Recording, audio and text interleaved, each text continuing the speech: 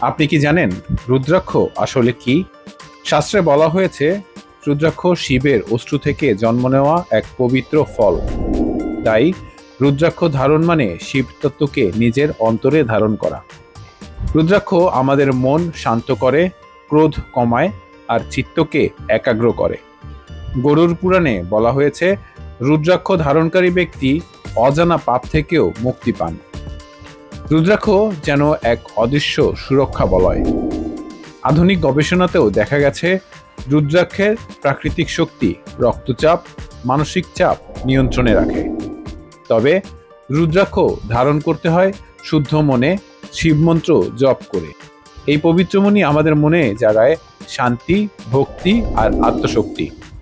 সবশেষে বলা যায় রুদ্রাক্ষ শুধু অলংকার নয়, বরং এক জীবন্ত তন্ত্রমণি, শিবের আশীর্বাদের প্রতীক।